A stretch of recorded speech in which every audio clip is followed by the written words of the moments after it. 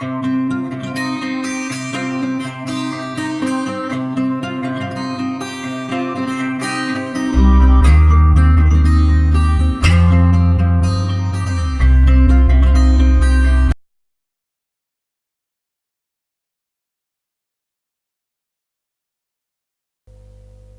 parole est bonne pour nous transformer, pour nous enseigner, pour nous instruire, afin que nous soyons parfaits. Amen. Le but de Dieu, c'est de nous instruire, c'est de nous enseigner, c'est de nous permettre de progresser et de grandir spirituellement parlant. Dieu n'a qu'un objectif, c'est de nous voir être à son image. Amen. Et la Bible nous dit dans sa parole, et Dieu nous aime tellement qu'il a donné ce qu'il avait de plus précieux. Il a donné son Fils pour nous. Et s'il a donné son Fils pour nous, c'est qu'il nous a aimés d'un amour incommensurable. Et à cause de cet amour, il veut nous transformer de gloire en gloire. Et l'une des choses qu'il fait, c'est d'opérer au milieu de nos familles. Ouvrons nos Bibles. Éphésiens 5.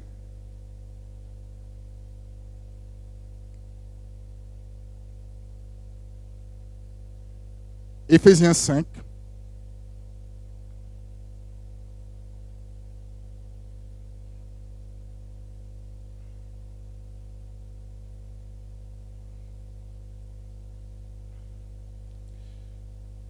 Éphésiens 5 à partir du verset 22.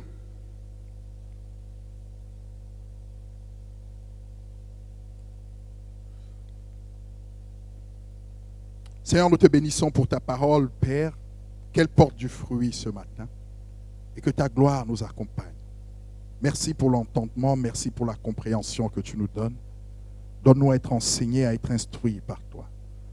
Dans le nom de Jésus que nous te prions. Amen. La Bible nous dit à partir du verset 22, « Femmes, soyez soumises à vos maris comme au Seigneur, car le mari est le chef de la femme, comme Christ est le chef de l'Église, qui est son corps, et dont il est le sauveur. Or, de même que l'Église est soumise à Christ, les femmes aussi doivent l'être à leur mari en toutes choses. » Amen. En toutes choses, il faut retenir cela. « Marie, aimez vos femmes, comme Christ a aimé l'Église et s'est livré lui-même pour elle, afin de la sanctifier après l'avoir purifiée par l'eau et la parole, afin de la faire paraître devant lui, cette Église glorieuse, sans tache ni ride, ni rien de semblable, mais sainte et irrépréhensible. » Amen. Ça, c'est la partie des hommes. Nous reviendrons là-dessus la semaine prochaine. Ouvrons nos Bibles dans 1 Corinthiens 11.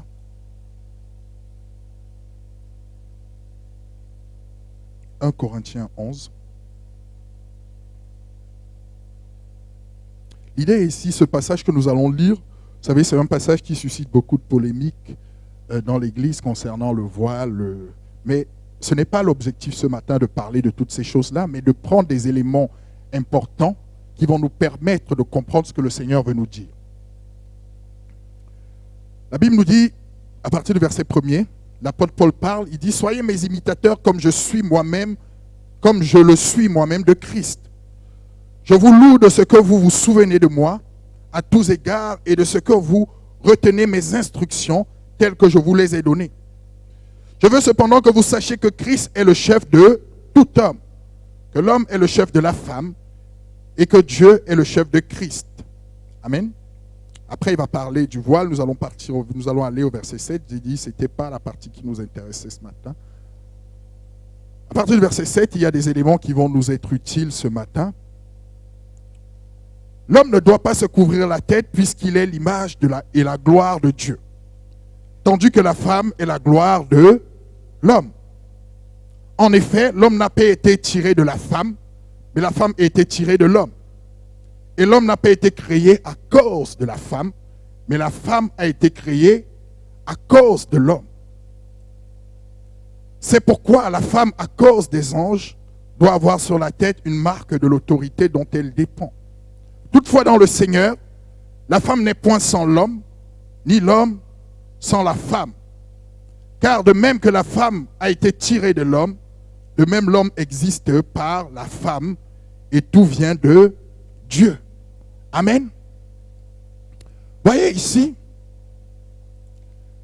l'apôtre Paul commence à poser les fondements.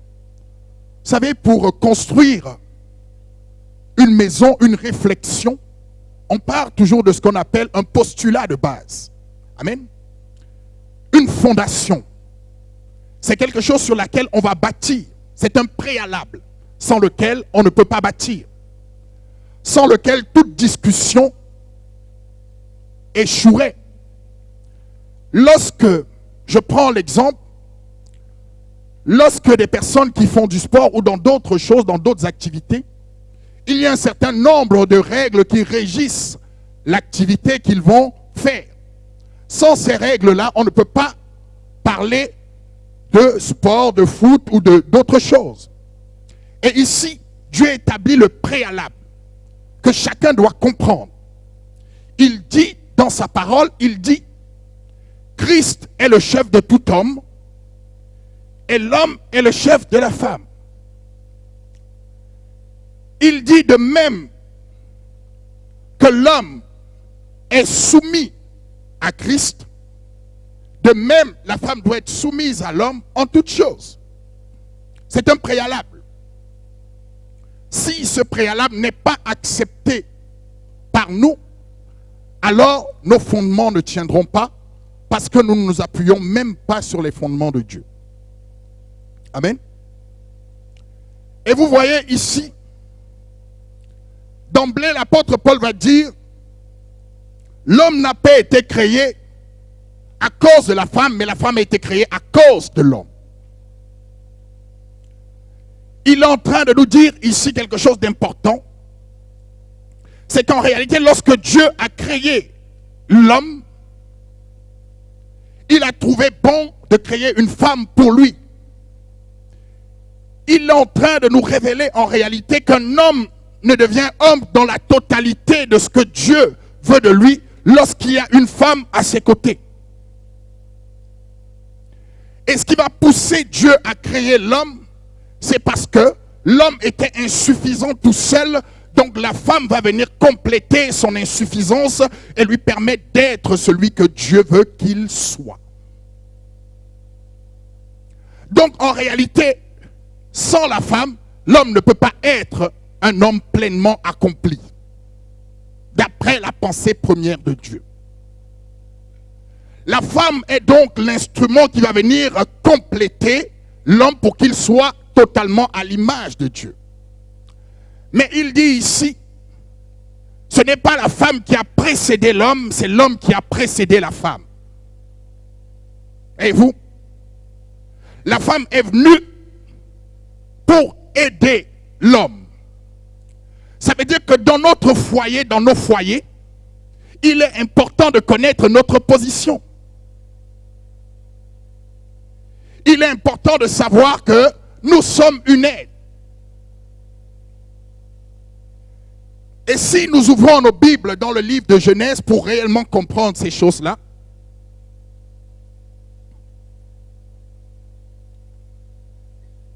Genèse 2, nous avons dit que ce matin nous allons beaucoup parcourir les Écritures. À partir du verset 15. Non, commençons à partir du verset 8. Je veux vraiment qu'on commence à partir du verset 8. On va comprendre certaines choses. La Bible dit ceci. Puis l'Éternel Dieu planta un jardin. Je vais même remonter au verset 7. On va voir à quel moment Dieu a créé l'homme.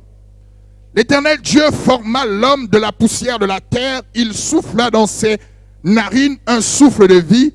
Et l'homme devint un être vivant ou une âme vivante. Puis l'Éternel Dieu planta un jardin en Éden du côté de l'Orient et il y mit l'homme qu'il avait formé. L'Éternel Dieu fit pousser du sol des arbres de toute espèce agréables à voir et bons à manger. Et l'arbre de la vie au milieu du jardin et l'arbre de la connaissance du bien et du mal. Un fleuve sortait d'Éden pour arroser le jardin et de là se divisait en 4 bras. Le nom du premier est Pichon, c'est celui qui entoure tout le pays de Havila, où se trouve l'or. L'or de ce pays est pur. On y trouve aussi le bdellium et la pierre d'onyx. Le nom du second fleuve est Gihon. C'est celui qui entoure tout le pays de Couche. Le nom du troisième est Hiddekel. C'est celui qui coule à l'orient de la Syrie. Le quatrième fleuve, c'est l'Euphrate. À partir du verset 15, maintenant, que va dire l'Éternel? L'Éternel, Dieu prit l'homme et le plaça dans le jardin d'Éden pour cultiver et pour le garder. Amen. L'Éternel Dieu donna cet ordre à l'homme. Tu pourras manger de tous les arbres du jardin, mais tu ne mangeras pas de l'arbre de la connaissance du bien et du mal. Car le jour où tu en mangeras, tu mourras. L'Éternel Dieu dit, il n'est pas bon que l'homme soit seul. Je lui ferai une aide semblable à lui. L'Éternel Dieu forma de la terre tous les animaux des champs et tous les oiseaux du ciel, et il fit venir vers l'homme pour voir comment il les appellerait. Et afin que tout être vivant portât le nom que lui donnerait l'homme, et l'homme donna des noms au bétail, aux oiseaux du ciel et tous les animaux des champs. Mais pour l'homme, il ne trouva point d'aide semblable à lui. Alors l'Éternel Dieu fit tomber un profond sommeil sur l'homme, qui s'endormit. Il prit une de ses côtes et referma la chair à sa place. L'Éternel Dieu forma une femme de la côte qu'il avait prise de l'homme, et il l'emmena vers l'homme. Et l'homme dit, voici cette fois celle qui est os de mes os et chair de ma chair. On l'appellera femme parce qu'elle a été prise de l'homme. C'est pourquoi l'homme quittera son père et sa mère et s'attachera à sa femme, et ils deviendront une seule chair. Amen. Donc ici, ça vient simplement corroborer ce que dit l'apôtre Paul en disant, la femme n'a pas été créée, du moins l'homme n'a pas été créé à cause de la femme, mais la femme a été créée à cause de l'homme. Dieu, dans sa création, va commencer par créer un homme. Et Dieu ne va pas lui parler de femme. Dieu va lui dire, je te donne un jardin que tu dois cultiver. En d'autres termes, je te donne une œuvre que tu dois accomplir. Je te donne quelque chose que tu dois gérer, que tu dois garder, que tu dois surveiller. En d'autres termes, je te fais confiance. Et qu'est-ce qui va se passer? Il va constater qu'il manquait quelque chose à l'homme. Et de là, il va créer, écoutez bien, il ne va pas créer une femme à l'homme, mais il va créer une aide à l'homme. Il ne va jamais dire, je te donnerai une femme, mais il dit, je te donnerai une aide. Pourquoi une aide? Parce que je t'ai donné une mission. Et à cause de cela, il va créer cette aide-là. Il va mettre l'homme dans un profond sommeil. Et pendant que l'homme sera en train de dormir, il va sortir une côte de l'homme et il va façonner une femme. Ou moins, du moins, il va façonner une aide. Et l'homme, lorsqu'il va se réveiller, il va regarder cette aide et il va se reconnaître en elle. Et alors, il va dire, voici cette fois-ci. Cette fois-ci. Donc, ça veut dire que quelque part, il ressentait qu'il était insuffisant tout seul. C'est pourquoi il dit, voici cette fois-ci. Celle qui est chair de ma chair, os de mes os, on l'appellera femme. Et c'est lui qui dit qu'on l'appellera femme pour dire qu'elle est sortie de lui. Dieu ne l'a jamais nommée femme. Mais pourquoi Dieu permet à ce que l'homme nomme sa femme? Parce que tous ceux qui te donnent un nom ont autorité sur toi. L'homme donnait des noms aux animaux pour marquer son autorité sur la portion que Dieu lui avait donnée à gérer. Et lorsque la femme va arriver, il va lui donner le nom de femme pour marquer son autorité. Amen. C'est très très important à savoir. Donc en réalité, chaque femme qui naît est une aide. Doit être une aide. Et la Bible nous enseigne ici que la femme est la gloire de l'homme. Ça veut dire quoi? Ça veut dire que la femme, c'est la femme qui rend l'homme glorieux. En d'autres termes, la femme est la couronne de l'homme. Et vous savez qu'une couronne, c'est celle qui donne la gloire au roi. Et pour que le roi soit glorieux, il faut que sa couronne soit de plus en plus brillante.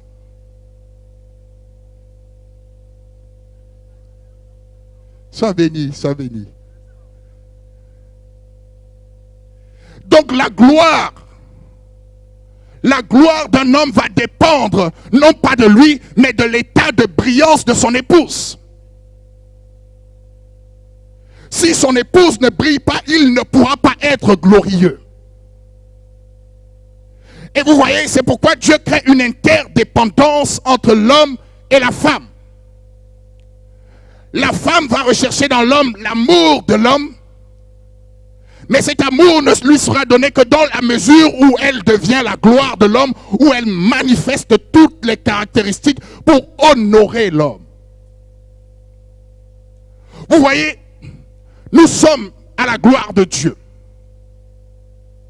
Nous ne serons heureux dans la mesure où nous rendrons la gloire à Dieu. Et Dieu étant heureux va déverser ses bénédictions sur nous. Et c'est pareil entre l'homme et la femme. Plus tu vas honorer ton mari, plus ton mari va t'élever. C'est la loi de Dieu. Parce que pour lui, pour cet homme, pour l'homme de manière générale, la femme est sa couronne. Mais cependant, il y a couronne et couronne. Cependant, vous savez, lorsque Jésus est allé à la croix, on lui a mis une couronne d'épines. Il y a tout type de couronne. Il y a des couronnes qu'on n'aime pas porter. Il y a des couronnes qu'il ne faut pas porter. Mais Dieu nous dit ici, la femme est la gloire de l'homme. Donc, elle doit manifester toutes les caractéristiques pour que son époux brille. Puisque Dieu l'a appelé pour l'aider. Ta place auprès d'un homme, toi qui es marié ou qui vas se marier, il faut que tu partes déjà avec la mentalité en te disant, je vais faire tout pour que mon mari rayonne.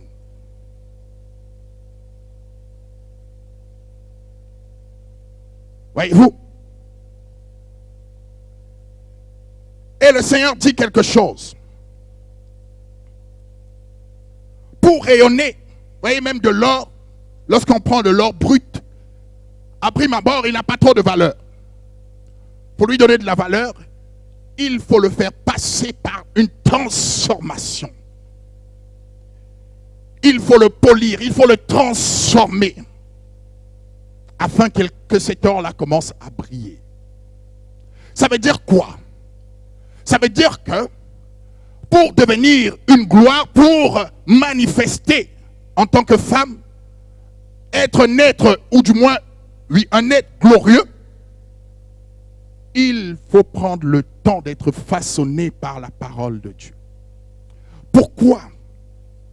Parce que nous vivons dans un monde où nous sommes entre deux feux, où le monde essaie de nous influencer dans sa mentalité, et où le Seigneur veut que nous ayons la sienne, sa mentalité à lui.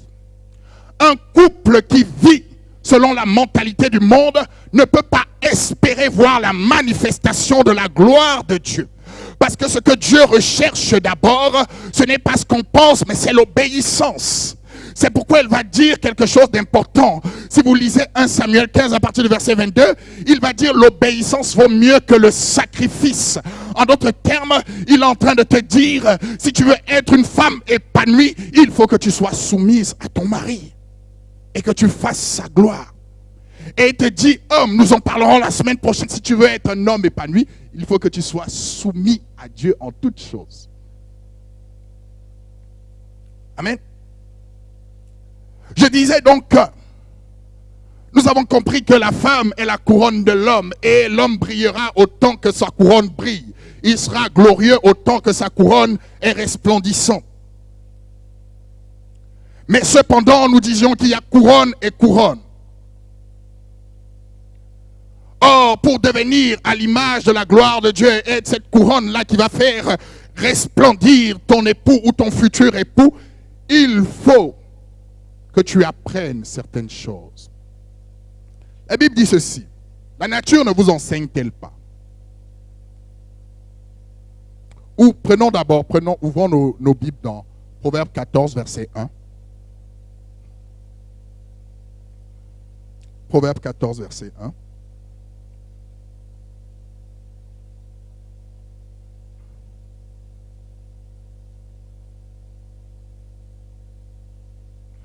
Que dit la parole ici? La femme sage bâtit sa maison, et la femme insensée la renverse de ses propres mains. Amen.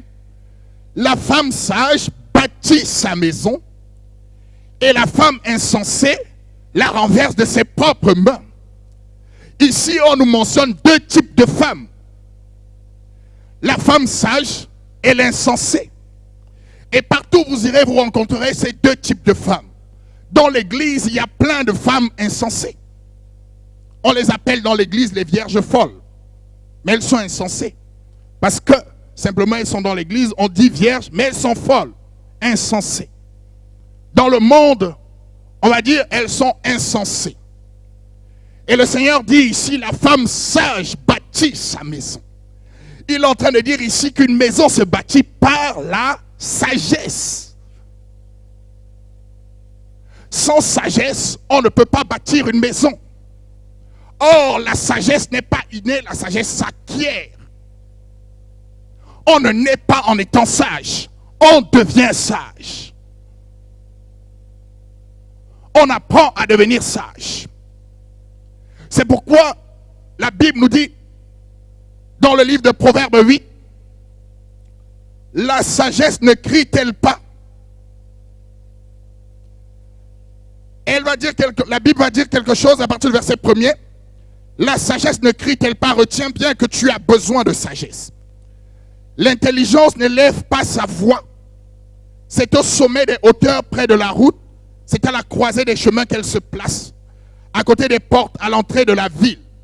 À l'intérieur des portes, elle fait entendre ses cris. Homme, c'est à vous que je crie. Et ma voix s'adresse au Fils de l'homme. Stupide, apprenez le discernement.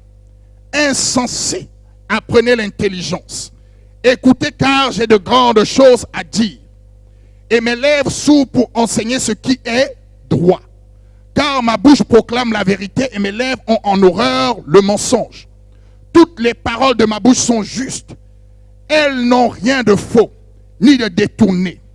Toutes sont claires pour celui qui est intelligent et droites pour ceux qui ont trouvé la science. Préférez mes instructions à l'argent et la science à l'or le plus précieux. Car la sagesse vaut mieux que les perles, elle a plus de valeur que tous les objets de prix. Moi, la sagesse, j'ai pour demeure le discernement. Et je possède la science de la réflexion. Note bien cela, le discernement et la réflexion. La crainte de l'Éternel, c'est la haine du mal. L'arrogance et l'orgueil, la voie du mal. Et la bouche perverse, voilà ce que je hais. Le conseil et le succès m'appartiennent. Je suis l'intelligence, la force est à moi. Par moi, les rois règnent et les princes ordonnent ce qui est juste. Par moi gouvernent les chefs, les grands, tous les juges de la terre. J'aime ceux qui m'aiment. La sagesse qui te parle. Et dit, j'aime ceux qui m'aiment. Et ceux qui me cherchent me trouvent. Avec moi sont la richesse et la gloire. Les biens durables et justice. Mon fruit est meilleur que l'or pur. Et mon produit est préférable à l'argent. Je marche dans le chemin de la justice au milieu des sentiers de la droiture. Vous pourrez lire le reste à la maison. Vous voyez, la sagesse ici, la Bible nous dit au verset 12, la sagesse se trouve dans la réflexion et le discernement. Et elle dit ici, ceux qui me cherchent me trouvent. En d'autres termes, comme nous disions, elle n'est pas innée, il faut la chercher. Ceux qui me cherchent me trouvent. Elle dit, par moi les rois gouvernent. Les rois règnent par moi, par la sagesse. C'est pourquoi la Bible ici va nous dire, la femme sage, celle qui a acquis la sagesse, bâtit sa maison. Et celle qui ne l'a pas acquis, détruit sa maison de ses propres mains. Amen. Parce qu'il faut l'acquérir, cette sagesse. Et vous voyez, tout à l'heure, j'étais en train de dire, il y a différents types de couronnes. C'est important, pour devenir une couronne parfaite, il faut acquérir la sagesse. Et la Bible nous enseigne dans le livre de 1 Corinthiens 11, je crois, verset 14, il dit quelque chose d'important, la nature ne vous enseigne-t-elle pas? En d'autres termes, le Seigneur est en train de nous dire, il y a des choses naturelles qui doivent t'enseigner en tant que femme. Vous voyez, quand on était petit, chez nous, on avait beaucoup de chats. Et c'était une femelle, elle avait fait plusieurs portées. Et au bout d'un moment, dans la croissance de ces chatons, elle commençait à leur faire certaines choses. Parfois, ils étaient en train de jouer, et parfois, elle les apprenait à chasser avec elle.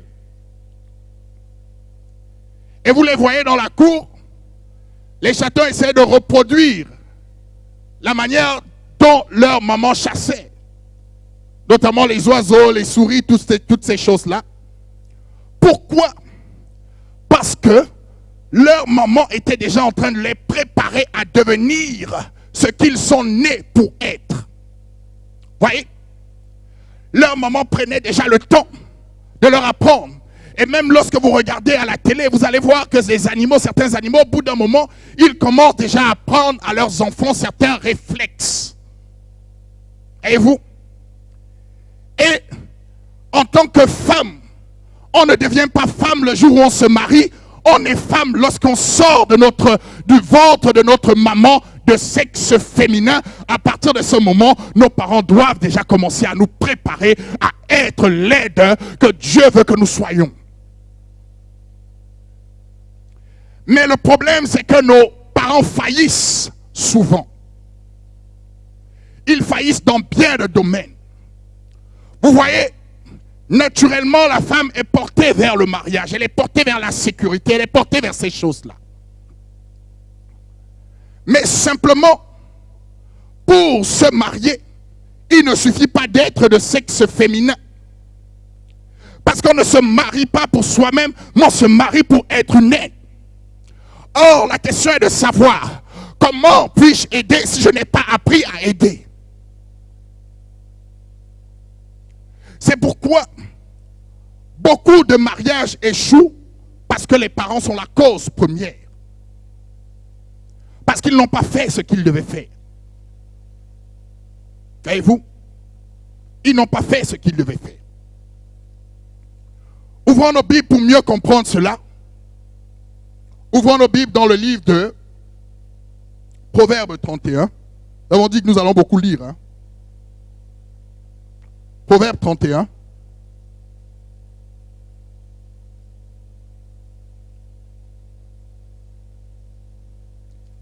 La femme qui cherche la sagesse doit dévorer ce chapitre.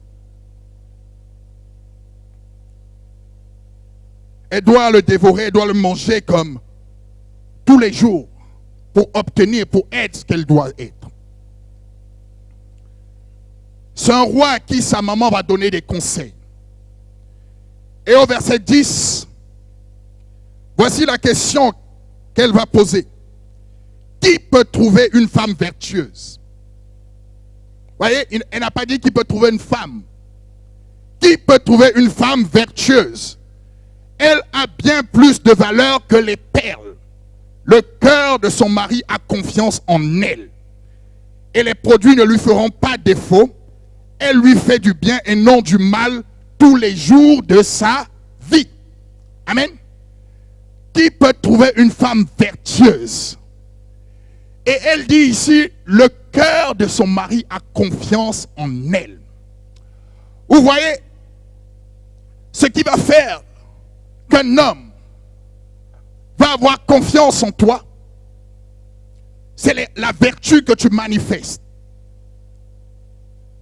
C'est d'être une femme vertueuse. Une femme vertueuse, c'est une femme qui a des qualités.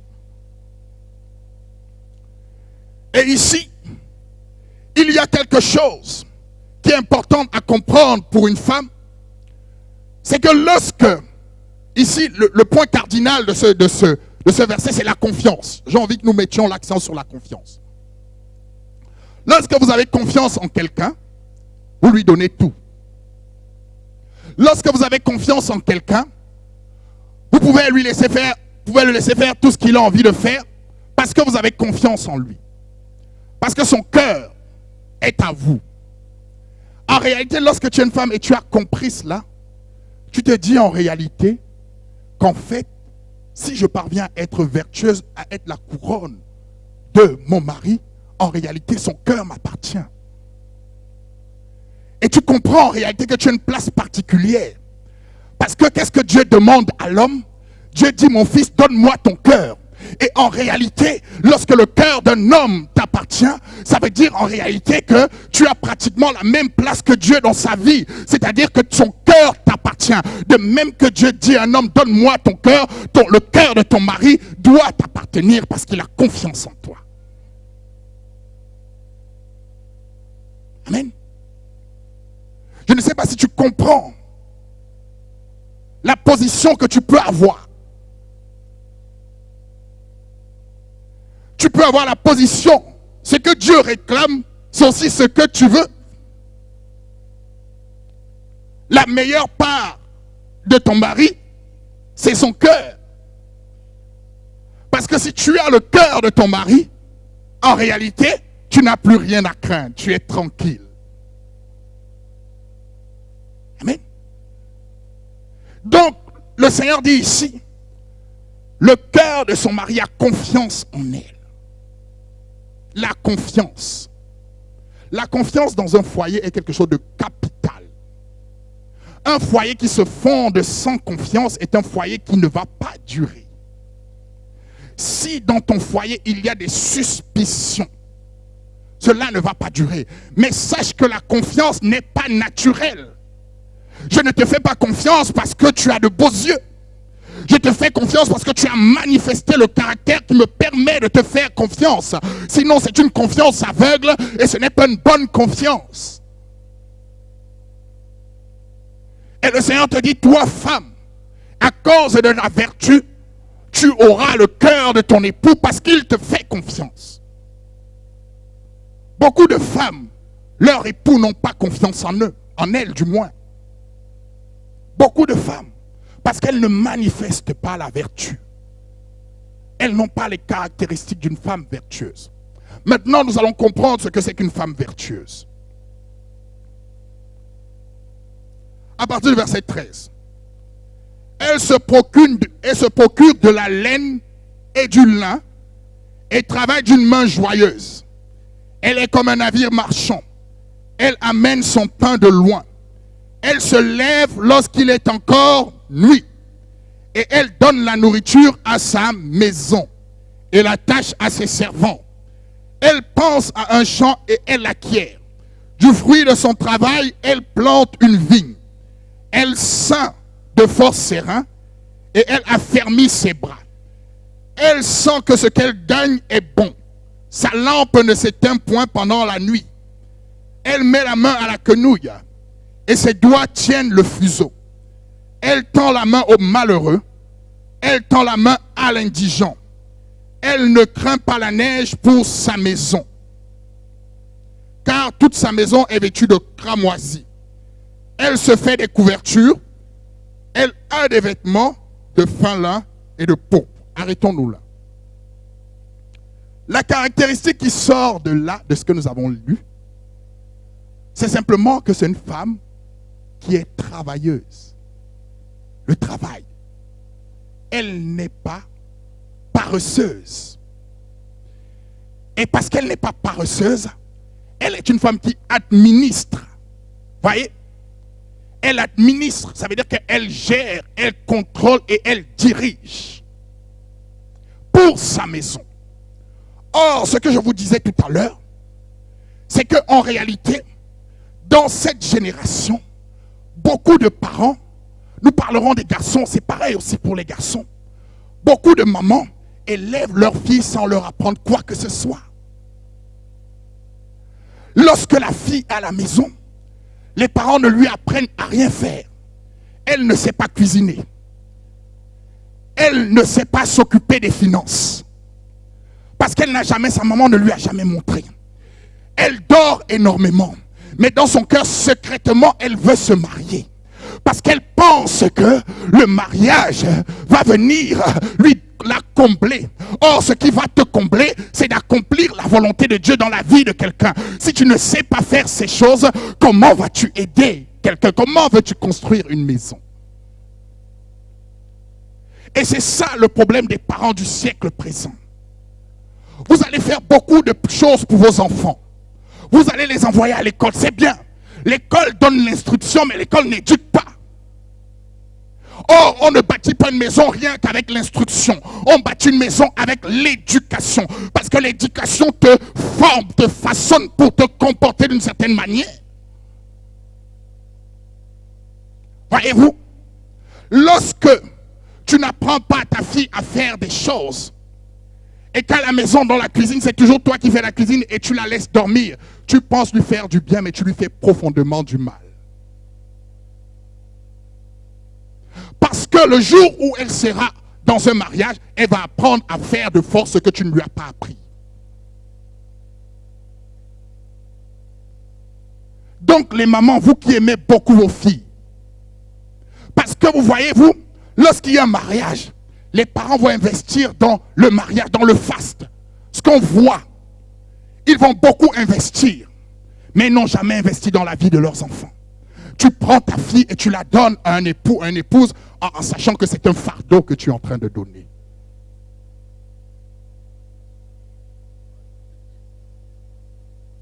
C'est la réalité. Tu arrives à un endroit. Est-ce que tu peux aller passer un examen sans avoir appris pour te préparer à l'examen? Est-ce que tu peux aller t'inscrire dans une course sans t'être entraîné avant? Mais tu penses que tu peux réussir un mariage en te levant parce que tu as des sentiments? Tu ne peux pas. Ouvrons nos Bibles dans Tite 2 au verset 4. Tite 2 verset 4.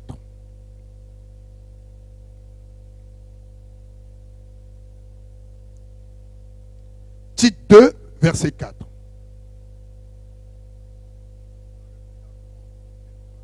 Remonte un peu plus haut.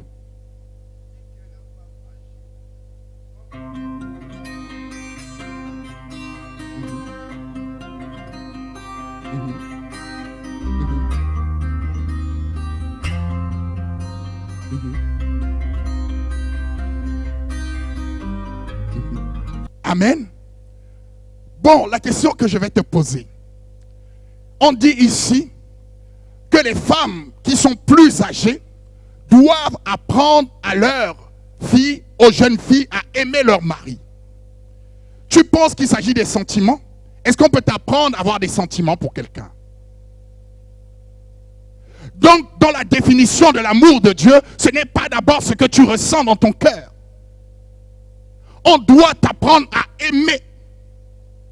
Et t'apprendre à aimer, c'est te faire comprendre en réalité dès ton enfance que tu dois être la couronne de quelqu'un. Et pour être la couronne de quelqu'un, il faut que tu te prépares en conséquence. C'est pourquoi on dit apprenez-leur à aimer.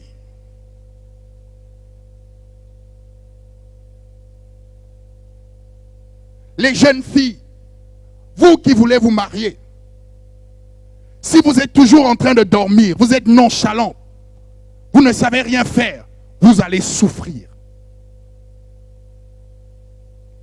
Vous allez souffrir.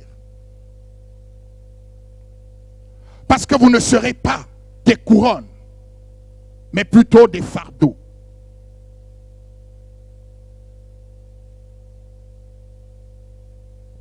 Et aujourd'hui, le Seigneur nous fait comprendre, toi qui as ta fille, toi qui as ton enfant, apprends, il faut lui apprendre. Il faut lui apprendre les bases, les fondements. Assure-toi que le jour où ta fille sort de ta maison, qu'elle ait toutes les bases nécessaires. Assure-toi de cela. Voyez, parfois nous pensons que lorsque nous disons quelque chose à notre enfant qu'il n'aime pas de base, ce n'est pas bon pour lui. Mais c'est du sentimentalisme en réalité. L'éducation, dans l'éducation, il y a de la frustration. Il faut que tu comprennes cela. Si je devais écouter mon enfant, on ne s'en sortirait plus. Parce que mon enfant, même petit comme il est petit, il a envie de regarder la télé jusqu'à 1h du matin. Il a toujours envie d'avoir un portable. Il a toujours envie d'avoir plein de choses. Ordinateur. Mais moi, en tant que parent, je dois me dire, est-ce que c'est bon pour lui ou pas? Or, beaucoup de parents ne se posent plus cette question. Tant que son enfant aime, il aime. Mais sache que si tu n'éduques pas tes enfants souffriront et souffriront à cause de toi. Moi, je ne peux pas vous dire, je l'ai déjà dit ici, les enfants en France, vous êtes cajolés. Si on vous donne mon enfance, le nombre de coups de fouet, matin et soir,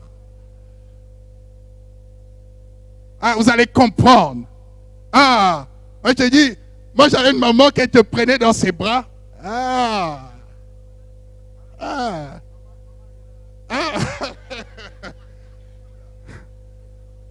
Qu'elle te prenait dans ses bras. Tu disais, je suis passé par un pressoir. Ça me faisait mal à l'époque. À l'époque, je réfléchissais même comment lui faire du mal. Moi, aujourd'hui, je lui dis merci. Aujourd'hui, je lui dis merci. Parce que ça m'a aidé. Ça a formé mon caractère. Ça m'a appris ce qui est juste et bon. Ce qui est droit. Et c'est cela. Lorsque vous voulez que vos enfants soient des couronnes plus tard, il faut commencer à leur apprendre dès maintenant. Dès maintenant. Dès maintenant, il faut commencer à forger leur caractère. Voyez-vous? Parce qu'en réalité, ne vous trompez pas, jeune fille, jeune homme, le mariage, ce n'est pas la fête. Le mariage, ce n'est pas la fête. C'est l'illusion que vous avez. Lorsque ça se passe bien le jour de la fête, vous croyez que ça va toujours se passer comme cela. Mais la Bible nous enseigne dans le livre de 1 Corinthiens 7 au verset 28, le mariage est rempli de tribulations. De tribulations. La Bible dit vous aurez des tribulations dans votre chair. Vous aurez des tribulations. Et si ton caractère n'a pas été façonné, tu vas passer ton temps à pleurer. Mais pourquoi tu pleures? Parce que tu n'es pas préparé. Tu vas dans une histoire dans laquelle tu n'as pas la capacité de résister. Tu as pensé que c'était bonheur, c'était joie tous les jours. Tu as pensé que c'était les feux de l'amour. Mais lorsque tu arrives dedans, tu commences à comprendre la réalité de la vie. Et tu commences à te dire, il me manque certainement des choses. Et là, tu as deux choix. Soit tu t'enfonces, soit tu te dis, je vais commencer à apprendre.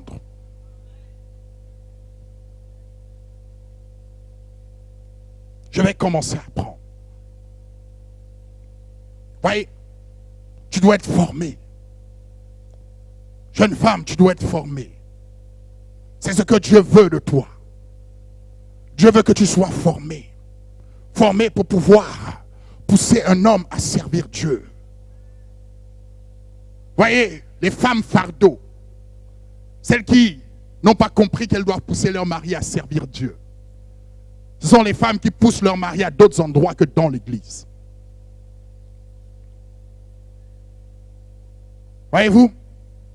Elles emmènent leur mari dans d'autres endroits que dans l'église. Elles ont plein de désirs. Mais sauf d'être une aide. Lorsque tu es une aide, il faut que tu comprennes quelque chose. Tu es une aide, tu n'es pas celui qui dirige la chose. Il faut que tu le saches. L'une des choses qui nous empêche d'entrer, qui empêche les mariages de réussir, c'est d'abord les parents. Peut-être par inadvertance, parce qu'eux aussi, ils ont été éduqués comme ça. Mais Dieu veut nous apprendre afin que nous soyons transformés. Et que nos couples ne soient plus comme ceux du monde. Voyez-vous, dans l'église aujourd'hui, il y a les mêmes souffrances que dans le monde. Mais pourquoi? Pourquoi les couples dans l'église souffrent de la même manière que dans le monde? Parce que les mêmes causes entraînent les mêmes conséquences. Si tu te comportes comme un couple du monde, ne sois pas étonné que tu aies le retour que les couples du monde ont. Ne sois pas étonné. Je vais vous dire quelque chose qui va peut-être vous choquer. Ce n'est pas Dieu qui fait réussir un mariage. Ce n'est pas Dieu qui fait réussir un mariage. C'est le respect des principes de Dieu. Un homme du monde, il ne vient pas à l'église. Il respecte les principes de Dieu. Son mariage sera plus heureux que toi qui pries en langue. Voyez-vous? Mais pour cela, il faut connaître, il faut avoir les bases. Nous, on a la révélation de Dieu. Maintenant, il faut qu'on mette la connaissance en pratique. Et c'est ce qui nous manque dans nos foyers. C'est ce qui nous manque dans l'église. Beaucoup de couples souffrent, combattent, luttent, ils se déchirent, ils se bagarrent, mais parce qu'ils n'ont pas compris ce que Dieu veut. C'est vrai que de plus en plus dans le siècle dans lequel on vit, il y a des hommes de plus en plus bizarres qui n'ont aucune compréhension de ce que c'est qu'une femme, qui ne savent pas ce que c'est, qui font souffrir certaines femmes, et même dans l'église. Des maris qui se comportent comme s'ils n'ont jamais été mariés. Ça arrive. Mais Dieu te dit en tant que femme, il y a une manière de procéder. Vous voyez, il y a des femmes qui aiment aussi le conflit. Lorsque son mari dit un mot, elle en dit 7, 8. Quelqu'un peut nous lire Proverbe 25, verset 24. Amen. Vaut mieux habiter à l'angle d'un toit que de partager la demeure d'une femme querelleuse. Ça veut dire quoi? Lorsque vous lirez en réalité Proverbe 31, on va décrire la femme en réalité comme la femme qui ouvre sa bouche avec sagesse. Et la Bible nous dit des instructions aimables sont sur sa bouche. Vous voyez, oui, parfois dans les couples, il y a des situations de conflit. Il y en aura toujours. Mais l'homme dans sa nature, si tu ne connais pas la nature d'un homme, tu auras des problèmes. L'homme dans sa nature, il peut avoir tort. Les hommes ont été créés comme ça. Dès lors que tu lèves la voix sur lui, en fait, il prend cela comme un défi que tu opposes à son autorité. L'homme n'aime pas cela. Prends un exemple, prends un enfant, un garçon, une fille. Tu leur parles d'une certaine manière, tu vas parler à la fille d'une certaine manière, très fort, elle va se calmer. Un garçon, au bout d'un moment, il ne va plus l'accepter. Même si tu es sa mère ou son père. Pourquoi? Parce que naturellement, à l'intérieur de lui, il a cette chose que Dieu a mise à l'intérieur de lui qui ne supporte pas qu'on lui marche dessus. Et du coup, ce qu'il va faire, c'est que soit il va réagir violemment parce que les hommes ne sont pas forts en parole.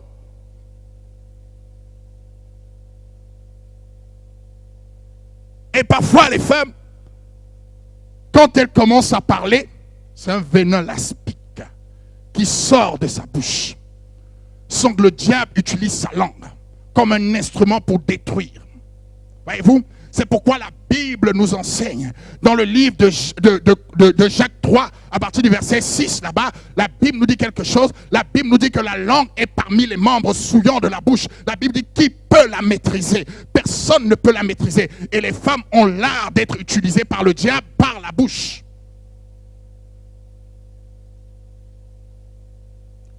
Lorsque même ton mari a tort, il y a une manière de procéder. La femme sage, c'est qu'elle ne va pas élever la voix. La femme sage va attendre. Et lorsque son mari sera revenu à des meilleurs sentiments, elle pourra lui parler. La femme insensée va essayer d'aller à la confrontation. Mais elle va à la confrontation uniquement parce qu'elle sait qu'elle est dans un pays où elle peut se permettre de le faire. Parce qu'on te met dans un autre pays, tu ne pourras pas te confronter une minute. Parce que dans certains pays, tu peux aller dire que tu as été battu, on te dira rentre à la maison.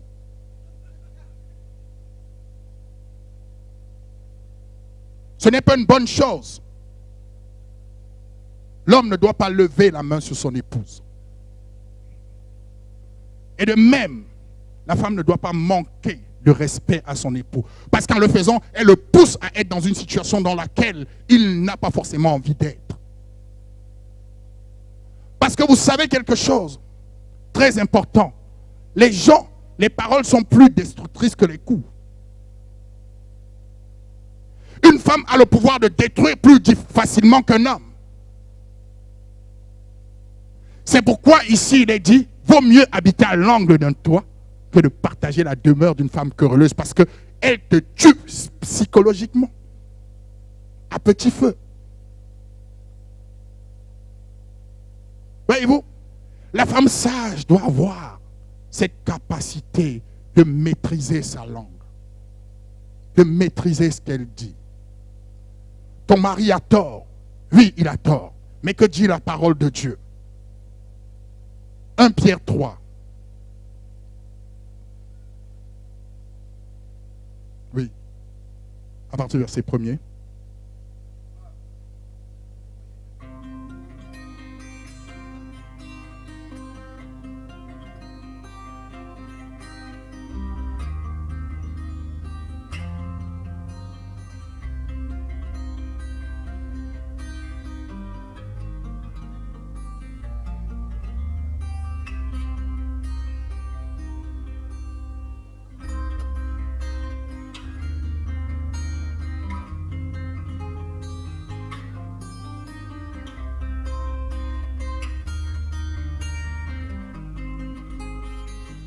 Continue.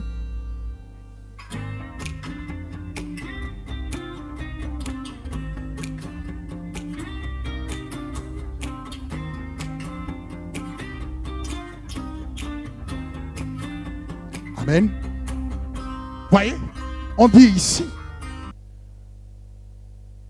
que la femme doit, même lorsque son mari n'est pas au Seigneur, même lorsque son mari a une attitude qui ne glorifie pas Dieu, doit avoir une certaine conduite. Et on dit ici d'un cœur, d'un esprit doux. La femme doit manifester de la douceur. Et on dit ici que c'est ainsi que les femmes qui vous ont précédé se comportaient, en parlant de Sarah qui allait jusqu'à appeler son mari mon Seigneur, pour lui témoigner son respect. Parce que lorsque tu honores en réalité ton mari, en réalité c'est Dieu que tu honores. C'est Dieu que tu honores. Mais je sais que nous vivons dans un siècle, nous en parlerons tout à l'heure, comment on a éduqué les femmes dans une attitude toujours de rivalité. Et tu t'étonnes que ton foyer souffre. Dès lors que tu obéis à Dieu, Dieu te défendra dans toutes les situations. Dieu prendra fait et cause pour toi. Mais si tu veux faire par tes propres forces, Dieu te laissera faire. Jusqu'au moment où tu comprendras que tu ne peux pas réussir par tes propres moyens. Et que tu as besoin de Dieu. Revenons dans notre livre de Proverbes 31, le verset 23. La Bible nous parle de toujours cette femme et elle dit, son mari est considéré aux portes lorsqu'il siège avec les anciens du pays. Amen. À cause de l'attitude de sa femme, le mari est considéré. Vous savez, les hommes aiment qu'on les honore. Un homme, en réalité, il aime que lorsqu'on arrive chez lui, c'est mon cas, qu'on trouve sa maison propre, qu'on puisse dire, lorsque sa femme cuisine, ah, elle a fait quelque chose de formidable, ça réconforte mon cœur. Et l'homme est comme ça, naturellement. Pourquoi? Parce que en honorant sa femme, en réalité, c'est lui qui reçoit la gloire. Donc, plus sa femme est honorable, plus il sera glorifié. Voyez-vous? Et c'est ce que Dieu appelle quand il dit la femme est la gloire de l'homme, donc c'est elle qui produit sa gloire. Et vous savez, la Bible nous parle d'Esther.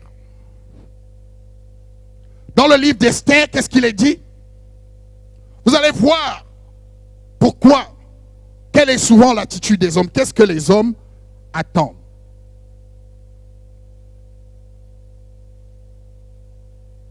Ça, ce sont des choses que, en tant que femme, tu dois connaître par cœur.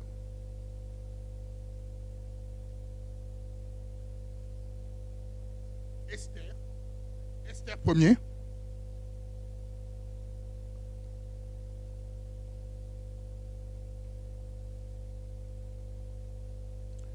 À partir du verset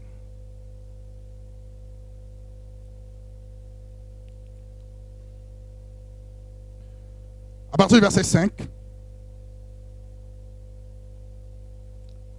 Lorsque les jours furent écoulés, le roi fit, on parle du roi de Babylone, fit pour tout le peuple qui se trouvait à Suse, la capitale, depuis le plus grand jusqu'au plus petit, un festin qui dura 7 jours dans la cour du jardin de la maison royale. Des tentures blanches, vertes et bleues étaient attachées par des cordons de byssus et de pourpre à des anneaux d'argent et à des colonnes de marbre. Des lits d'or et d'argent reposaient sur un pavé de porphyre, de marbre, de nacre, de pierre noire. On servait à boire dans les vases d'or de différentes espèces. Et il y avait abondance de vin royal grâce à la libéralité du roi. Mais on ne forçait personne à boire car le roi avait ordonné à tous les gens de sa maison de se conformer à la volonté de chacun. La reine Vashti fit aussi un festin pour les femmes dans la maison royale du roi Assuérus. Le 7e jour, comme le cœur du roi était réjoui par le vin, il ordonna à Mehuman, Bitsa, Arbona, Bitta, Agatha, Zétar et Carcasse, les 7 eunuques qui servaient devant le roi Assuérus, d'amener en sa présence la reine Vashti avec la couronne royale pour montrer sa beauté au peuple et aux grands, car elle était belle de figure. Mais la reine Vashti refusa de venir quand elle reçut par les eunuques l'ordre du roi. Et le roi fut très irrité et il fut enflammé de colère. Amen. Un roi qui va faire une fête, tout le monde est dans la joie. Il va donner tout ce qu'il peut donner dans son royaume. Mais sa satisfaction n'était pas encore parfaite tant qu'on n'avait pas vu sa femme. Donc il va inviter, il va demander à sa femme de venir. Et elle va se permettre de refuser. Pourquoi? Parce que parfois, nous sommes des êtres humains. Nous avons des faiblesses. Il n'y a personne qui connaît une femme, un homme mieux que sa femme. Et ton époux peut avoir des faiblesses. Mais si tu te sers de ces faiblesses pour le mépriser, Dieu sera contre toi. Vous voyez, parfois certaines femmes, elles savent comment leur époux est à la maison. Et parce qu'elles vont voir leur époux avoir une attitude devant tout le monde, elles vont dire, ah, je te connais, il fait semblant. Tu commences à manifester du mépris à une autorité. Et si tu le fais, Dieu te frappera. Quel que soit ce que ton époux peut faire dans le secret. Tu peux le connaître, mais ça ne t'autorise pas à le mépriser. Certaines femmes sont comme ça. Beaucoup dans l'église sont comme ça. Vous les voyez, parfois lorsque son mari parle, il faut les voir. Elle toise les yeux et baisse la tête pour manifester un mépris.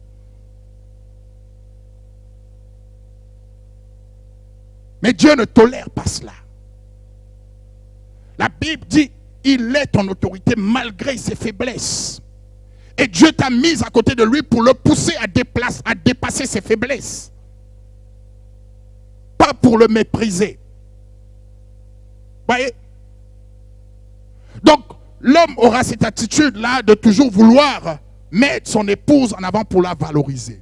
Mais cependant, lorsque l'épouse n'est pas honorable, il a du mal à la présenter. Parce qu'en la présentant, elle ne fait pas sa gloire. Parce qu'elle ne rayonne pas. Parce que lorsqu'on la voit, elle est toujours fatiguée. Elle a du mal à faire les choses. On dirait que son corps est un fardeau pour elle. Et c'est ce qui se passe dans nos couples. On n'a pas compris quel était notre rôle. Et parce qu'on n'a pas compris quel était notre rôle, on n'agit pas en conséquence. Et on souffre comme le monde. Parce que nous ne percevons pas ces choses-là. Et Dieu te dit ce matin, ce sont des aspects que tu dois commencer à travailler dans ta vie. Dans ta vie. Voyez-vous, c'est important. Et il faut savoir une chose. En tant que femme, les hommes ont certaines faiblesses. Nous en parlerons la semaine prochaine. Sur lesquelles il faut qu'ils veillent tout au long de leur vie. Les femmes ont aussi des faiblesses. Voyez-vous, l'une des faiblesses, Dieu a créé la femme de manière plus émotive que l'homme. Ce n'est pas contradictoire, ce n'est pas mauvais d'avoir des émotions. Pourquoi? Parce que les émotions vont pousser à faire quelque chose. Les émotions sont souvent le facteur déclencheur d'une action. Mais Dieu a créé l'homme de manière moins émotive. Parce que les deux ont besoin de se compléter. Et l'une des faiblesses des femmes, c'est que parfois l'ennemi utilise leurs émotions pour diriger les hommes dans le mauvais sens. Dans de mauvais conseils. Une femme a la capacité de te conseiller et t'amener à un endroit où tu ne pensais même pas aller sans que tu ne le vois. Seulement en venant te susurrer certaines choses à l'oreille. Comme Dalida, voilà. Tu entends, comme une goutte d'eau qui tombe à un endroit et qui fait son creux. Qui fait son creux. Pourquoi? Commençons dans le livre de Genèse 3. Vous allez comprendre comment le diable procède. Dieu donne à l'homme de veiller à un endroit. La Bible nous dit à partir du verset 1er, le serpent était le plus rusé de tous les animaux des champs que l'Éternel Dieu avait fait. Il dit à la femme, il ne dit pas à l'homme, Dieu a-t-il réellement dit, vous ne mangerez pas de tous les arbres du jardin? La femme répondit au serpent, nous mangeons du fruit des arbres du jardin, mais quant au fruit de l'arbre qui est au milieu du jardin, Dieu a dit, vous n'en mangerez point et vous n'y toucherez point, de peur que vous ne mouriez. Alors le serpent dit à la femme, vous ne mourrez point. Mais Dieu sait que le jour où vous en mangerez, vos yeux s'ouvriront et que vous serez comme des dieux connaissant le bien et le mal. La femme vit que l'arbre était bon. Vous voyez, les émotions. Tu n'as pas encore goûté, mais tu vois que c'est bon. À manger et agréable à la vue. Tout ce qui est beau. Ah, c'est très joli, c'est beau. Et qu'il était précieux pour ouvrir l'intelligence. Elle prit de son fruit et en mangea. Elle en donna aussi à son mari qui était auprès d'elle et il en mangea. Les yeux de l'un et de l'autre s'ouvrirent. Ils connurent qu'ils étaient tous deux nus. Ayant cousu des feuilles de figuier, ils s'en firent des ceintures. Voyez, le diable est toujours dans cette mentalité de vouloir te faire admirer ou prendre la place que tu n'as pas. Il va voir l'homme, il va voir la femme. Dieu leur avait dit de ne pas en manger. Et le diable, qu'est-ce qu'il va dire? Il dit à l'homme, à la femme du moins, le jour où vous en mangez, vous serez comme lui. Donc il va exciter son désir à être comme Dieu. Et vous voyez, même aujourd'hui, l'esprit qui existe dans le monde, c'est d'exciter les femmes à être comme les hommes. poussé à la rébellion. C'est pourquoi les femmes ont cette tendance, notamment beaucoup en Occident, de toujours se rebeller. Les droits des femmes, les droits de ceci, le féminisme à la maison. Moi aussi je travaille. Moi aussi je suis comme toi. Je fais ça, alors tu dois faire ça. L'esprit de rébellion. Déjà depuis le jardin d'Éden. Et le diable utilise beaucoup la femme dans ce genre de choses. Et qu'est-ce qui va se passer? Elle n'a pas reçu l'ordre de Dieu, mais elle va manger le fruit la première. Pour montrer, parce qu'elle est rebelle, de prendre la place de son époux. En réalité, s'il fallait que quelqu'un se trompe, ça devait d'abord être l'homme le premier. Elle prend des initiatives qu'elle ne doit pas prendre. Elle a oublié sa place d'aide. Donc, elle a oublié sa place de conseillère. Et elle a oublié le fait que, avant d'aider, il faut qu'elle-même s'assure que celui qu'elle aide soit d'accord avec la manière de fonctionner. Et c'est ça aujourd'hui dans l'église. Beaucoup de femmes ont une sensibilité beaucoup plus forte que l'homme. C'est clair. C'est pour ça que vous voyez un couple qui arrive à l'église, la femme va avoir tendance à s'attacher très très vite au Seigneur et manifester les dons de l'esprit très très facilement, mais ça ne veut pas dire qu'elle a l'autorité que l'homme a. Et parfois, beaucoup de femmes, en voyant cela, en commençant à parler en langue, en commençant à prophétiser, elles pensent qu'elles sont au-dessus de leur mari. À la maison, c'est elle qui maîtrise la parole de Dieu. Lorsque le mari parle, elle dit non, c'est comme ça que Dieu a dit. Et c'est comme ça qu'on va faire. Sache une chose. La Bible nous dit, Dieu rabaisse les orgueilleux et les orgueilleuses. Si tu ne respectes pas les principes de Dieu, tu peux avoir toute la connaissance que tu veux, mais Dieu te rabaissera parce que tu ne respectes pas les principes. Oui, tu peux dire Amen. Dieu te rabaissera parce que tu ne respectes pas les principes. Voyez-vous? Dieu veille sur sa parole pour l'accomplir. Dieu veille sur sa parole. C'est une faiblesse. Et donc elles vont influencer leur mari. Voyez-vous? Si vous lisez le livre de 1 roi 21, on nous parle de Jézabel et d'Akab. Un jour, vous allez lire à la maison. Je vous conte simplement l'histoire. Un jour, Akab va voir un monsieur qui s'appelait Naboth et lui dit, vends-moi ta vigne parce qu'elle est proche de ma maison. Ça me fait très loin d'aller à un endroit qu'on m'avait donné. Je préfère être ta vigne à côté de ma maison, donc vends-la moi. Et Naboth va dire, c'est l'héritage de mes pères, je ne peux pas vendre cet héritage. Et Akab, ça va l'attrister, va rentrer chez lui. Et sa femme va lui dire, pourquoi tu es triste? Comment se fait-il que tu es roi et on te parle comme ça? Elle lui dit, attends, cette nuit même, je vais faire en sorte que ce terrain puisse t'appartenir. Et elle a envoyé des lettres au nom du roi pour que Akab soit tué. Pour qu'Akab soit détruit. Voyez, elle a influencé son mari. Et beaucoup de femmes sont passées maîtres, maîtresses dans l'art du mauvais conseil.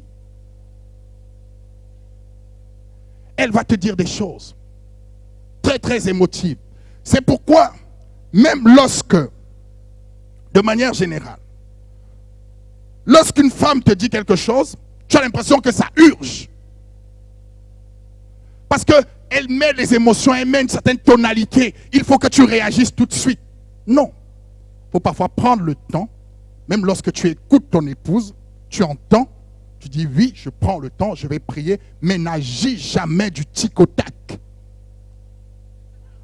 Amen. N'agis jamais du tic au tac. Parce que tu risques de commettre des erreurs. Parce que la femme parfois est très émotive dans ce qu'elle veut faire. Parce qu'on ne bâtit pas, on ne construit pas une maison en tant qu'homme avec les émotions. On construit par la réflexion. Voyez-vous? Donc il faut faire très très attention à cela. Et pareil, vous avez vu des femmes comme ça qui vont influencer les hommes. Lorsque vous lisez Matthieu 14, Hérodias, qu'est-ce qu'elle va demander? Parce que Jean-Baptiste avait osé dire à l'homme avec qui elle vivait, et elle était la femme du frère, et Jean-Baptiste avait osé dire à cet homme que ce qu'il faisait n'était pas bien. Elle a demandé la tête de Jean-Baptiste.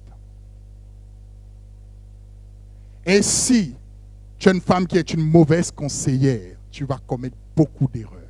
C'est pourquoi la Bible requiert que les femmes aient beaucoup de sagesse. Beaucoup de sagesse. Parce que si tu n'as pas la sagesse, tes émotions vont te jouer des tours. Voyez-vous? Ça, c'est quelque chose qu'il faut savoir. Si tu veux que ton couple soit différent des couples du monde, des choses qu'il faut savoir. Et vous savez, il y a un aspect aussi dont le Seigneur a parlé dans la parole de Dieu qui est très très important. Ouvrons nos Bibles dans le livre de 1 Corinthiens 6.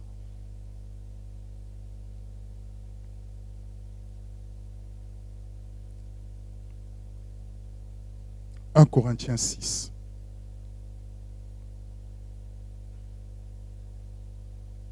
Commençons par 1 Corinthiens 7. 1 Corinthiens 7.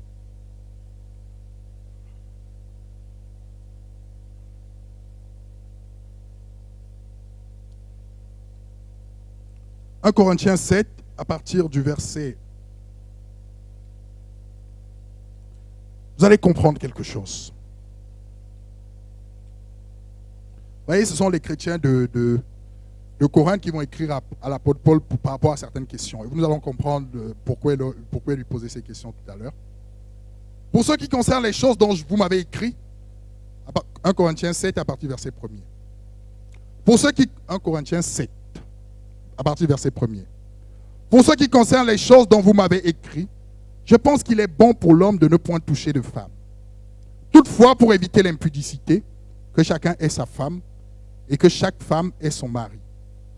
Que le mari rende à sa femme ce qu'il lui doit et que la femme agisse de la même envers son mari. La femme n'a pas autorité sur son propre corps, mais c'est le mari.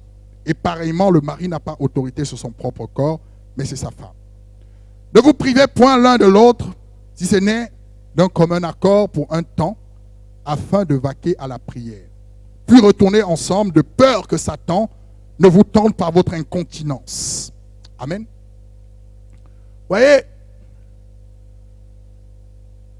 lorsqu'on parle de couple, il faut savoir que la sexualité est une partie importante du couple. Important. Certains deviennent tellement spirituels qu'ils pensent que c'est un péché.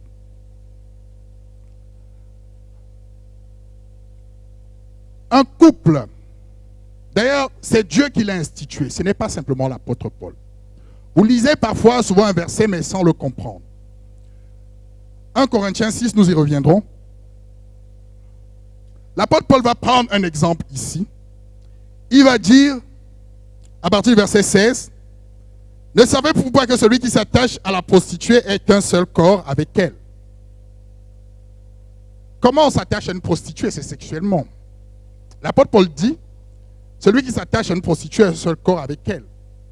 Car il est dit, les deux deviendront une seule chair.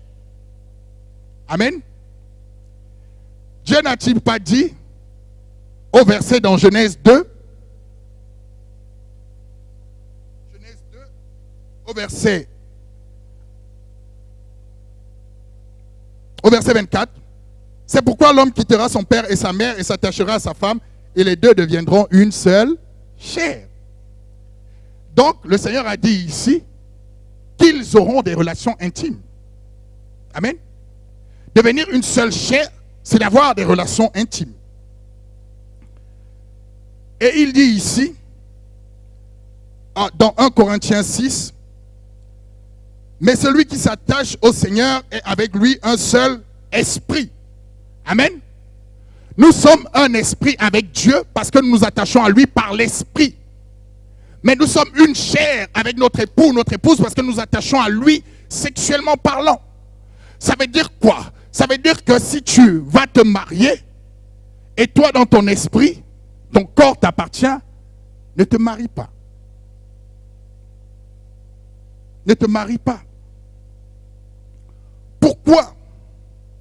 Voyez-vous, là encore c'est un manque de connaissances que souvent les femmes ont.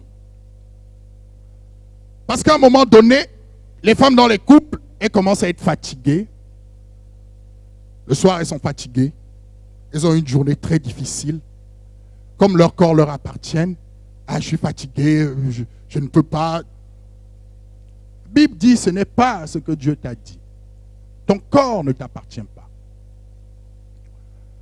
Vous voyez, là encore, c'est un manque de sagesse et de connaissance. L'homme n'est pas créé de la même manière que la femme. L'homme, dans son corps, a une hormone particulière qu'on appelle la testostérone. Et c'est testostérone. Il faut écrire, il faut bien noter.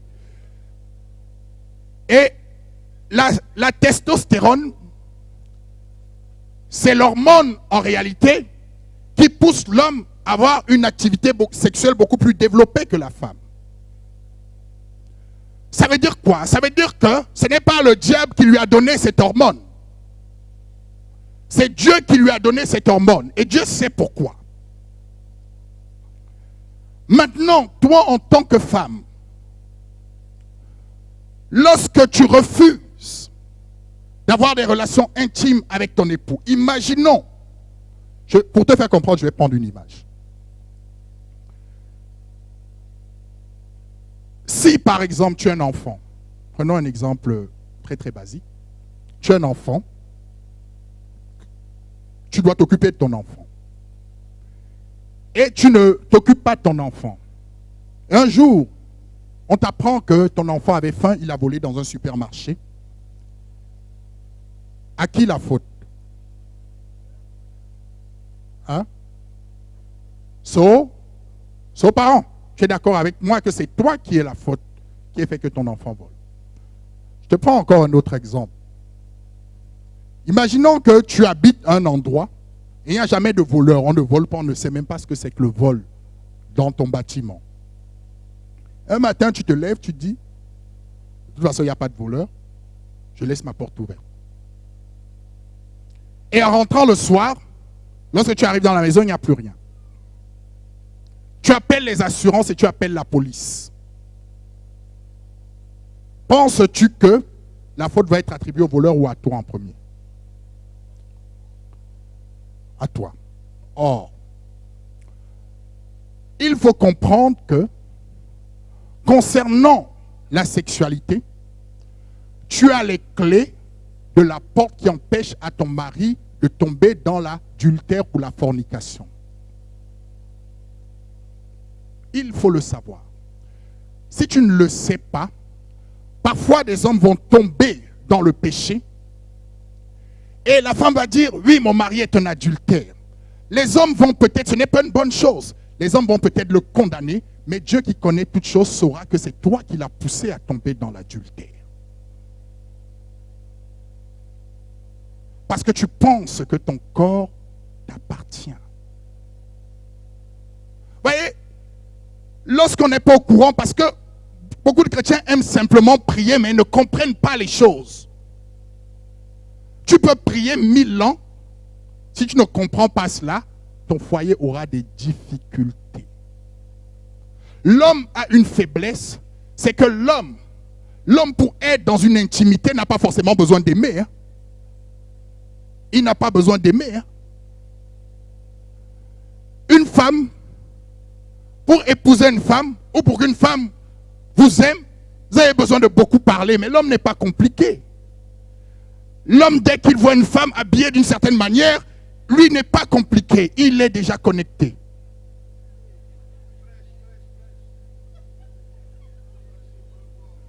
Mais si tu ne comprends pas cela en tant que femme, dans l'église de Dieu, tu manques de sagesse. Tu manques de connaissance. Et tu diras que ton mari est en adultère, alors que tu en es la première cause. Voyez-vous? C'est pourquoi certaines femmes, dès lors qu'elles vont se marier, elles vont changer. Elles ne prennent plus soin d'elles-mêmes. Elles ne prennent plus soin de la manière dont elles se vêtissent. Elles s'habillent n'importe comment.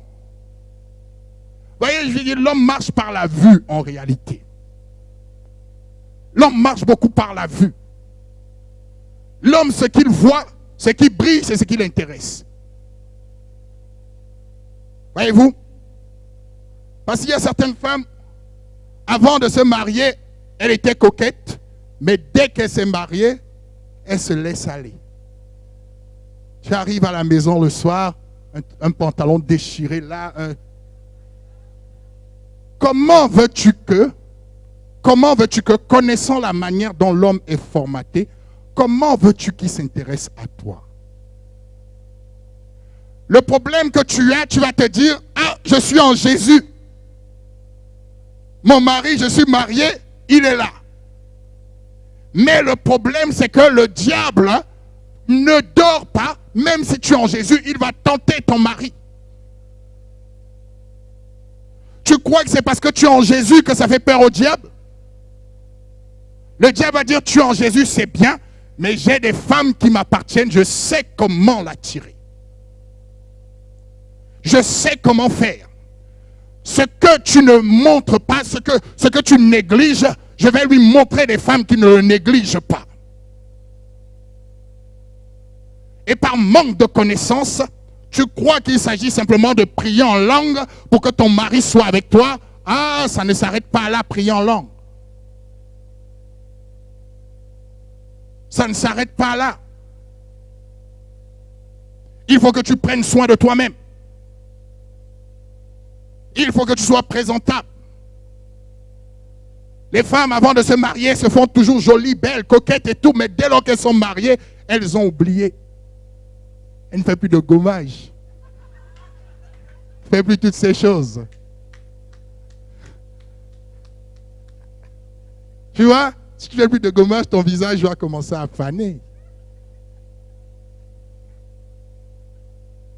Il faut toujours être joli pour son mari. Parce que la Bible dit, celui qui est marié s'occupe de plaire à son mari. Ou celle qui est mariée. Voyez-vous?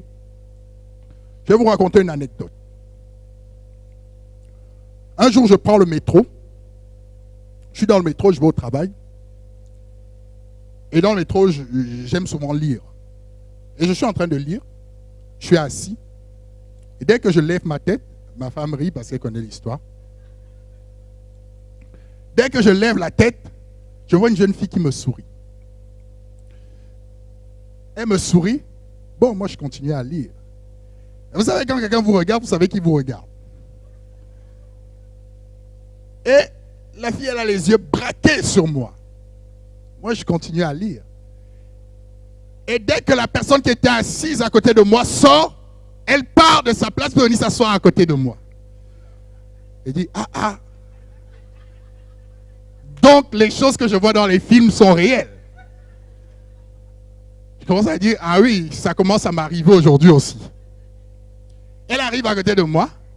Elle commence à me demander qu'est-ce que je lis. Mais elle avait une voix d'une telle douceur. Une élégance dans la parole. Un certain, je ne sais même pas comment le décrire. Un certain charme. C'est trop fort. Et elle me demande ce que j'étais en train de lire. Et bizarrement, elle est passionnée par ce que je lis. Bizarrement, mes lectures sont ses lectures. Elle me dit cela, elle dit qu'elle aime la lecture. Elle me parle de ce qu'elle aime. Et elle me dit, parce qu'elle allait arriver, elle allait descendre. Elle me dit, je descends bientôt. Et moi, elle me parlait, dans ce genre de situation, j'aime faire l'ignare. Je faisais comme si je ne comprenais pas ce qu'elle disait. Donc, la station arrive, elle me précise encore à nouveau que je dois descendre. Il faut que tu me donnes ton 06, comme disent les jeunes. Non, allez, je ne sais pas s'il y avait des 0,7 déjà à l'époque.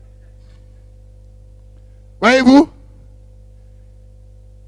Et on arrive où elle devait descendre. Elle ne veut plus descendre maintenant.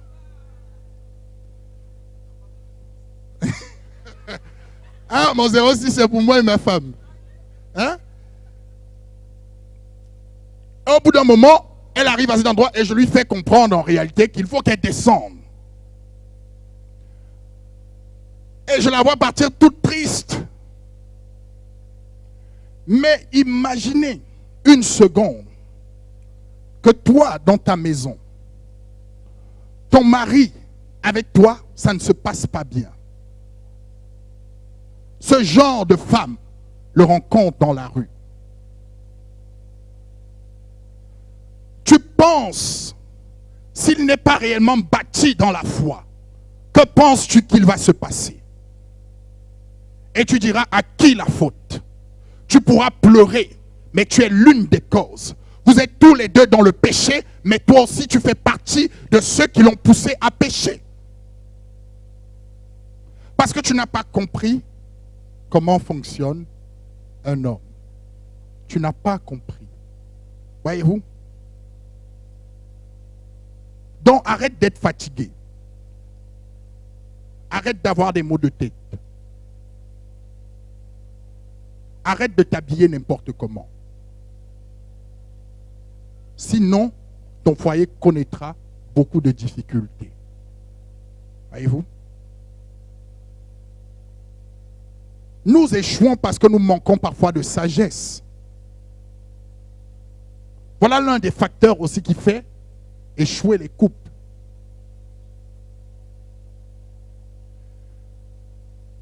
Et n'oubliez jamais une chose pour les femmes et pour tout le monde d'ailleurs. Souvenons-nous d'une chose. Il faut savoir que le contexte dans lequel tu vis peut aussi détruire ta conception du couple. Vous voyez, certaines femmes, parce qu'elles ont dans leur passé eu des situations difficiles, elles ont été blessées par certains hommes. Ça peut arriver, ça peut arriver. Elles vont se forger un caractère. Et même parfois, des mamans vont enseigner à leurs filles, ne te laisse jamais marcher dessus par un homme. Ne te laisse jamais dominer. Mais elles disent cela en fonction de ce qu'elle a vécu, elle. Elle dit cela parce que dans sa vie, elle a eu certainement des échecs et des traumatismes. Et n'étant pas guérie de cela, elle te conseille, mais dans le mauvais sens. Parce qu'elle ne sait pas l'image qu'elle a des hommes, c'est l'image qu'elle a vécue. Donc du coup, tu vas te forger cette nature et ce caractère-là. Et du coup, tu vas arriver dans un foyer, tu vas forger ton foyer, où tu vas te marier. Et celui qui aura le malheur de se marier avec toi, beaucoup de souffrance. Il va souffrir du matin au soir. Pourquoi? Parce que tu as des revanches à prendre.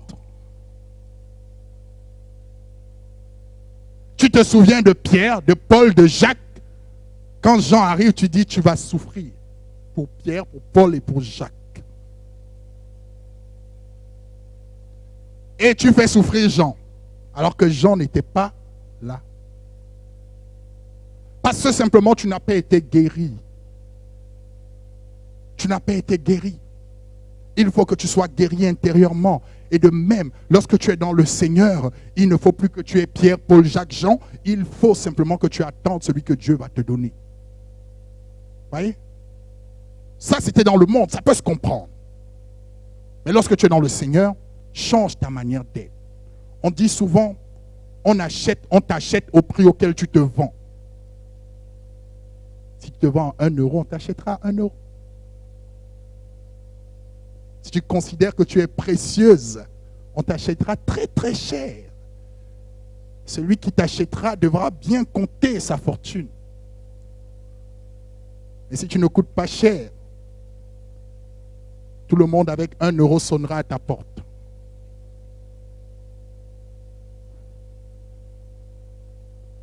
on t'achète au prix auquel tu te vends, si tu t'estimes, alors tu mets la barre haute. Tu mets les critères de Dieu pour que tout le monde ne puisse pas s'aventurer dans ta présence. Voyez-vous, c'est important de le savoir. C'est important de savoir ces choses-là. Et comme je disais tout à l'heure, le contexte dans lequel nous vivons est très très important parce qu'il détermine notre manière de concevoir le mariage. Voyez, faites attention, le Seigneur nous dit, le diable se déguise en ange de lumière. 2 Corinthiens 11, 14. Il présente ce qui est mauvais comme étant la lumière, alors que ce n'est pas la lumière. Vous allez voir que, de manière générale, les endroits où les personnes divorcent le plus, c'est en Occident. L'Europe, l'Amérique, tous ces pays développés qu'on appelle l'Occident. Et bizarrement, l'endroit où les chrétiens divorcent le plus, c'est aussi en Occident. Pourquoi? Parce que nous vivons dans Babylone et nous prenons les règles de Babylone. Nous fonctionnons comme les Babyloniens. Lorsque le diable se déguise en ange de lumière, c'est-à-dire qu'il prend ce qui paraît bon, il te le présente, alors que c'est la mort. Le Seigneur te dit, soumets-toi à ton mari. Les hommes du monde, dans le siècle dans lequel on vit, te disent, vous êtes égaux. Mais en réalité, lorsque tu commences à discerner, à réfléchir et écouter la parole de Dieu, tu te mets à comprendre qu'en fait, que Dieu n'a jamais mis d'égalité entre l'homme et la femme parce qu'il ne cherche pas de rivalité. Il a mis la complémentarité. Ça veut dire que de même que tu dépends de ta femme, elle dépend de toi. Donc tu n'es plus dans une posture de savoir qui fait quoi, qui est ceci. Tu es dans une posture de savoir quel est mon rôle pour que nous puissions accomplir ce que Dieu veut que nous accomplissions. Or, vous allez remarquer de manière générale, les femmes occidentales sont des femmes qui sont beaucoup dans la revendication. Mais cependant, il faut savoir quelque chose. C'est qu'en Occident, en Europe, en Amérique, nous sommes dans des temps où ces continents-là sont en train de se repaganiser. Ils se battent contre tout ce qui peut être en harmonie avec la loi de Dieu. Ils n'aiment pas ce qui a trait à la loi de Dieu. Tout ce qui peut réguler la vie en société, ils n'aiment pas. Lorsque Dieu dit, il faut que ton mari, la femme soit soumise au mari, ils te disent non. Mais elle te le présente de manière, dans un beau paquet, en te disant, vous êtes égaux. Cependant, lorsqu'ils disent qu'ils sont égaux, voilà ce que ça entraîne. Si l'homme et la femme sont égaux, ça veut dire quoi? Ça veut dire que tu peux enlever l'homme, tu mets un autre homme, ça reste toujours pareil. Et dès lors qu'ils ont dit cela et que les gens l'ont compris, ils commencent à dire 2 hommes peuvent éduquer un enfant parce qu'ils sont égaux, donc interchangeables. Vous voyez? Ça paraît beau au départ, mais c'est à là qu'on veut arriver. On veut te faire croire comme ils le font croire aujourd'hui. Ils sont tellement en train d'aller loin dans le péché.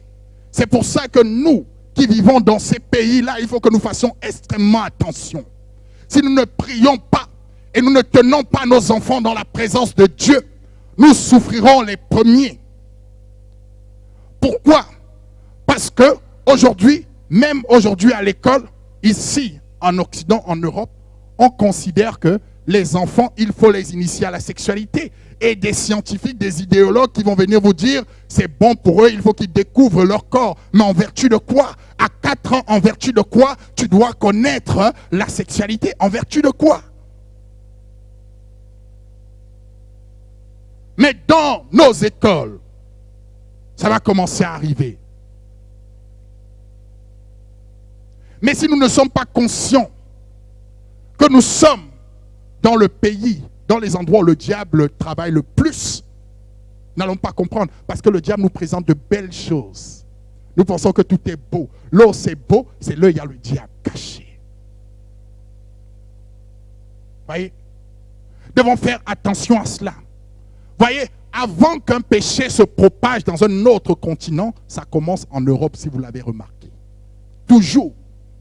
Parce que de manière subtile, l'Occident a réussi à convaincre tout le monde que ce qu'ils font est toujours bon. C'est pour ça que lorsqu'il y a quelque chose ici, ils le propagent dans les médias, ils commencent à envoyer des gens dans des endroits pour dire droit de ceci, droit de cela, droit de ceci, le droit du péché. Mais si nous ne sommes pas des hommes et des femmes de prière et nous ne faisons pas attention à nos couples, nous tomberons dans les mêmes travers. Ils subiront les malheurs de leurs péchés, nous en subirons pareil parce que nous n'avons pas pris conscience que nous sommes étrangers et voyageurs sur cette terre et nous avons besoin de nous façonner, de marcher selon l'Esprit de Dieu. Amen. Simplement pour conclure, le Seigneur va dire, je veux que tu te retiennes ce verset en tant que femme. Proverbe 19, verset 14. Pour te montrer qu'une femme, ce n'est pas simplement un corps féminin, c'est bien beaucoup plus profond que cela. Proverbe 19, 14, la Bible dit ceci, on peut hériter de ses pères une maison et des richesses, mais une femme intelligente est un don de l'Éternel. Amen. On peut hériter de ses pères une maison, on peut hériter des richesses, mais une femme intelligente est un don de l'Éternel. Je t'exhorte à être cette femme intelligente. Je t'exhorte à comprendre quel est ton rôle, pas d'après le monde, mais d'après Dieu. Je t'exhorte à être une couronne pour ton époux. Je t'exhorte à te soumettre à la loi de Dieu. Et tu verras la gloire de Dieu.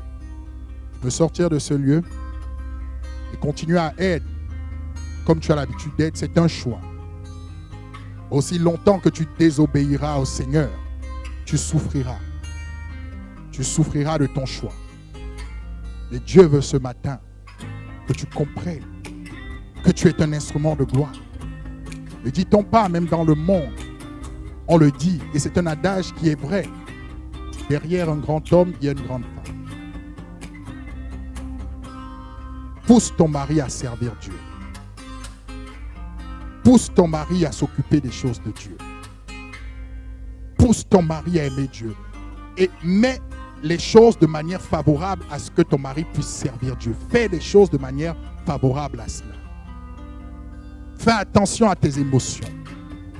Ils sont bons parfois, mais ils peuvent être néfastes à certains moments. Amen. Et Dieu sera glorifié dans nos vies et nous aurons des couples que beaucoup aimeront avoir. Amen. Est-ce que nous pouvons nous tenir?